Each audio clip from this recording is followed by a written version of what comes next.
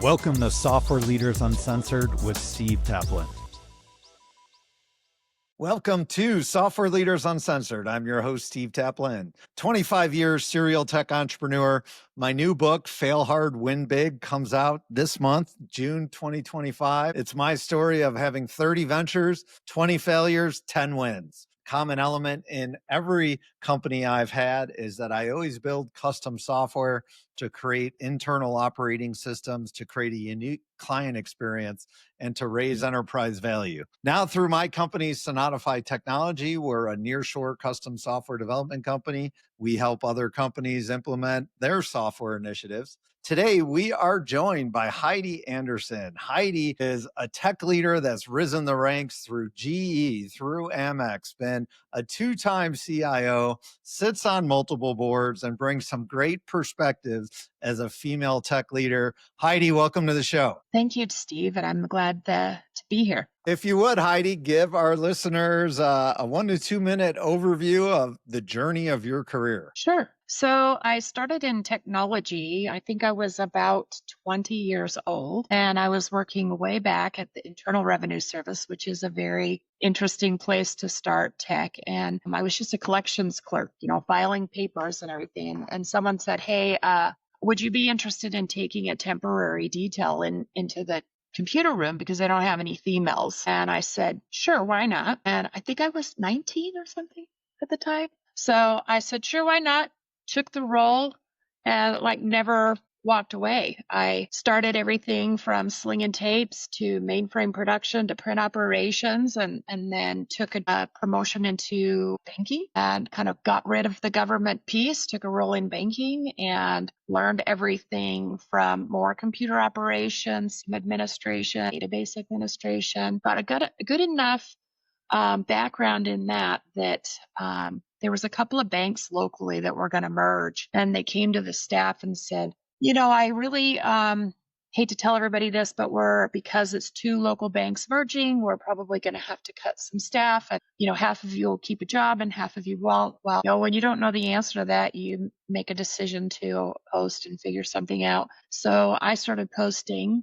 I ended up getting picked up with GE. As I was leaving the bank, my boss came to me and she says, just so you know, you would have been kept. But well, it's like, thanks for telling you, right? Yeah, thanks for telling me that. So I know that they can't, right? But it's fine. Going to GE was really kind of a stepping stone for me. I learned a lot about tenacity and work. And, GE at the time, I worked in the Jack Welch era, and, it was 10%. You had to improve 10% every year, and 10% of the staff got cut every year, right? That was the mentality. Rack and stack employees, and the bottom 10% were put on performance plans or gone. So I kind of climbed the ranks through. Did you enjoy the Jack Welch style of leadership? I mean, he's certainly a legend. He is a legend. And I will tell you, I really learned a lot from that.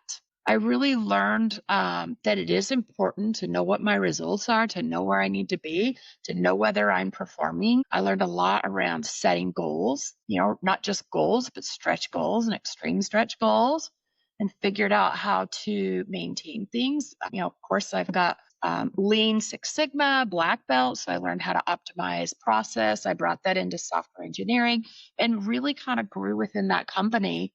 And then, all of a sudden the market hits 2008 and everything starts going up for sale because the economy is tanking. And we had built a very profitable business at the division I was at GE, and we could be carved off really easily. And we were sold for $1.1 billion to American Express. What was your cut of that?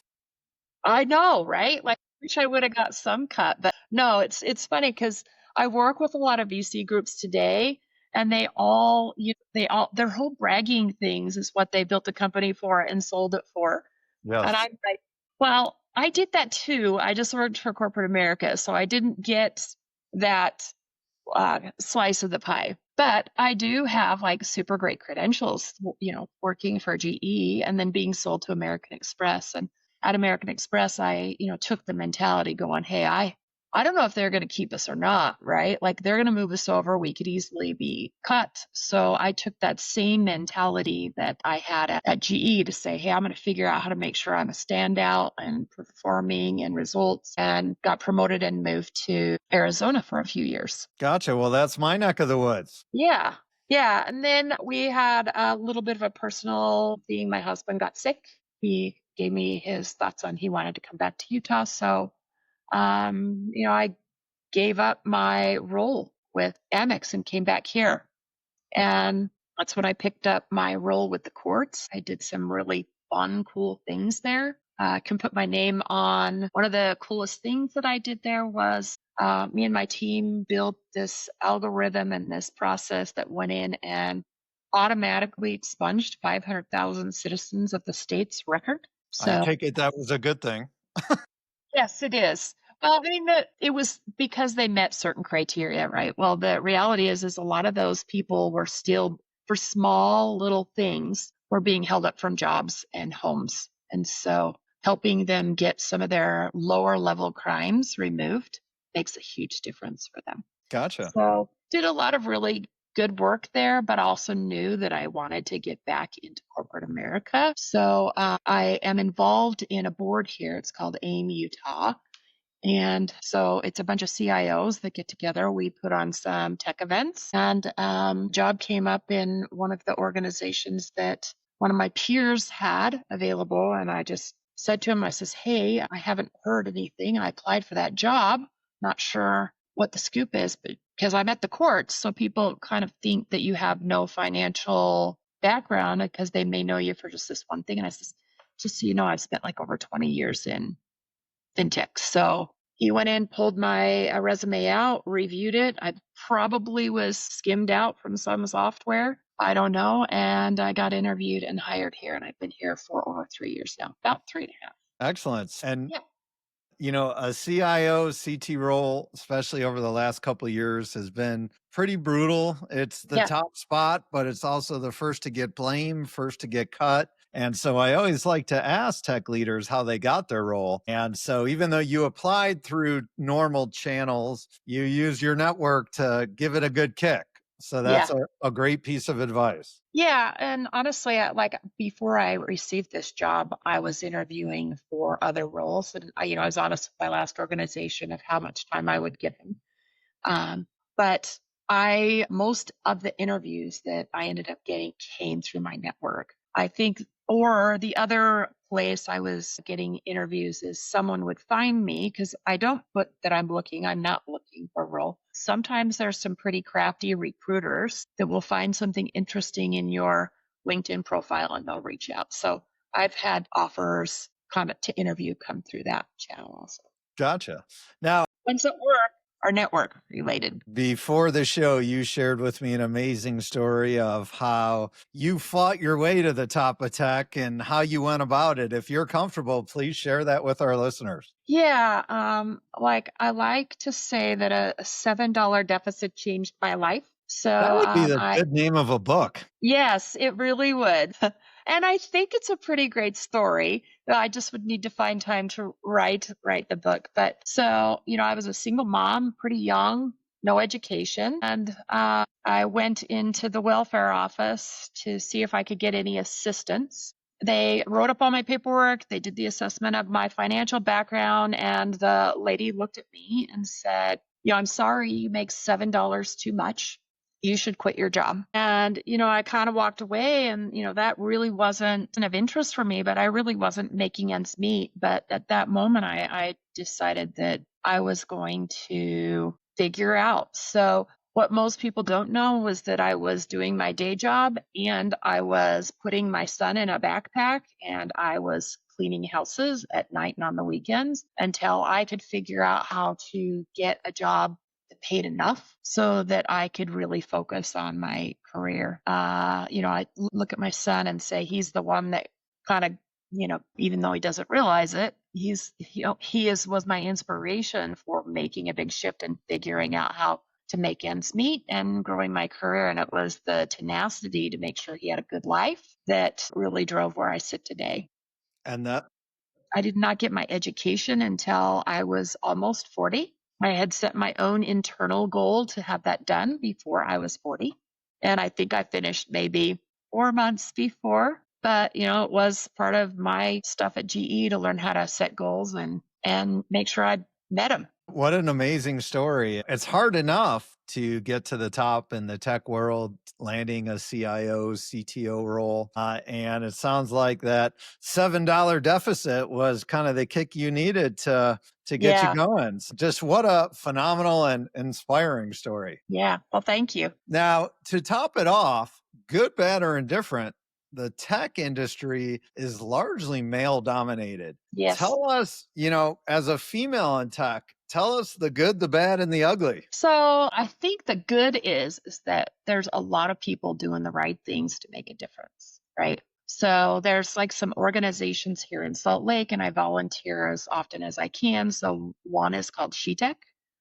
And SheTech is where we bring in female high school students from all over the state. We bus them in and do a big event and teach them about technology, do a little intro. There's a whole luncheon and a big rah-rah. And that's happened every year. I'm not sure how many years that's been going on, but I always volunteer for that. The Women Tech Council is another organization where they really spend a lot of time making sure that women are celebrated for their technical roles. And there's been several years of award ceremonies and that really inspire and get women excited. I do a lot of mentoring with females to make a difference. So whatever I can do, I'm actually also on the board of Newmont Computer Science School. So I can help them understand the importance of diversity and promoting females in technology. They tend to drop out, have pretty thick skin. So when someone is slightly off in their comments or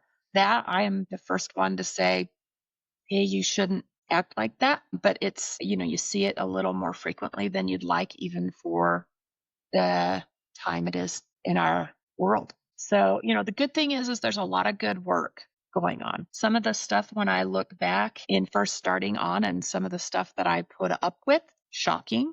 Like early on in my career, I was up for a promotion and I did not get the job. And I went and asked why. And the answer I was given, and it will shock you, was and I was a single mom at the time, so you got to understand how this felt to me. The individual that was the hiring leader said, I can't give you the job. I need to give it to this gentleman because he's a family man and he has a family at home he has to support. That's a pretty crappy excuse. Yeah, I'm like, well, I'm a family mom and I'm only a one family mom, a single mom. And this person did have a spouse and at home that could help with all sorts of things. It was a crappy excuse. It's not one that people should give. So I look at that and think that's where we were. I still kept fighting in technology. There still are times where I will see someone. I'm like, where's your diverse candidate pool, right? Why are there no females on this candidate slate? So like it still is easy for people to want to hire someone that they feel they can connect with. So we still have a lot of work to do and we still can be better. Well, Heidi, you have a great inspirational story for anyone on, starting from the bottom, working Yep. your way up. So I appreciate you sharing that. That's fantastic. Yeah. Talk to us about some cool cutting edge projects you're working on right now. Well, of course, AI, right? We're definitely building some really cool stuff in AI. We are rebuilding our servicing platform. Kind of our first little iterations, we're seeing about a 30% efficiency. We seem to think that in some of our processes, we will see 50 to 75% efficiency. And that's all going to just ensure that we are growing. It's crazy to think. So we definitely have our AI built in our Gen AI built in our text automation. That's going out right here pretty quickly. And then we're actually moving into phone AI, which means that we'll be doing collections efforts via a bot. And I've listened to the prototypes and we will disclose it is a virtual agent. But if we didn't disclose, I don't know if you'd know. Interesting. But yeah, it's Interesting. pretty cool. So, as a CIO in today's world, what's the biggest challenge you're facing right now? Keeping up. The technology is moving so fast. We've been very clear with like our tech resources. You have to know AI. You have to stay on top. We also have, the security stuff is a problem. Figuring out how to stay ahead of the curve on that. That's always an issue. And then, being in the position I am, you always worry a little bit about that target that's right on your back. I know that if something happens, I'm the one that that gets the blame, and I Te- get it. Tech leadership's a tough and brutal role. Yeah, It has been the past couple years, and it's yeah, good, bad, or indifferent. That's kind of the price to yeah, pay to rise to the top. Is you kind of always have a target on your back. yeah. It's funny because every once in a while, I'll have one of my employees come sit in my office. I want to sit in your office one day, and I'm like, you need to be really sure this is what you want to do, and that you have thick enough skin to take it. So if you have a friend or a family member who wants to be a CIO, CTO, what would you tell them? Would you focus on the thick skin? Would you tell them not to do it? I would never tell them not to do it. Like, I have loved my career. I think honestly the best part of my career, and I wouldn't have been able to do a lot of this if I didn't kind of work my way up to the position. But mentoring people, watching people grow, hiring great talent, taking an attitude that I want to hire people who I think can sell past me. That's a big deal. And watching people who I have hired be in my equal position, and in some cases bigger. I didn't do that for them, but maybe I helped see something in them. Maybe I helped mentor them. It's that the people side of it has been one of the greatest rewards. There are Fantastic. other people who I think you probably will like being an individual contributor. So, what's one brutal lesson that through the scars, through fighting your way to the top, you have that you wish you learned earlier? I really wish, and I don't know that I've learned it yet, is that ability to check out of the work stuff and, be a little more attentive to my personal life. Because there's definitely been sacrifices, a lot of sacrifices, and some that I might never quite be able to get that time back. Some of my lesson is to figure out how to be a little better balanced. That's definitely a tough challenge. When you're an executive in tech, you don't get to just like go home and shut the computer and phone off at 5 or and check out and not have to worry about it. You don't get to go on vacations and not have to keep tabs on things. That's definitely a price to pay. Yeah. Yeah, like we have a meeting every Friday. Fridays tend to be days that most people like to take vacation. I may take a vacation on a Friday, but I'm always logged into that meeting because it's that important of a meeting. But it's also why I continue to stay in a role like this, because I know what is important that I need to ensure that I'm there for.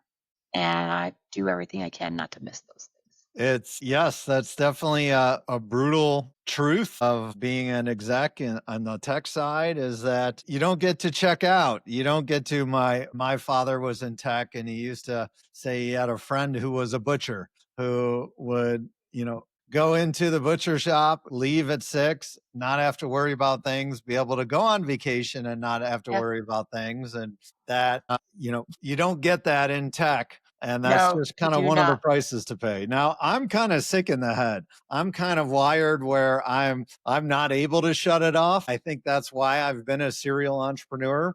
Yeah. But you definitely, as you said, you got to know what you're getting into. Yeah, I would dare say that most of my stuff is self-induced. Like in fact, I know that there's a lot of times where there wouldn't be a person who would object for me not being in some of these places, and I still show up. That's fantastic. Well, Yeah, hi. so I think that's funny. Like one of my employees walked in the other day, and they were talking about where they wanted to land in their career, and I told them a story about a leadership training course I'd gone to many years ago, and the person that was conducting the training stood at the front of the room, and he says, Okay, he says, hey, how many of you people in the room want to be a millionaire? Well, of course, everybody raises their hands. Of course, they want to be a millionaire. And he goes, okay, now let me tell you how to do it.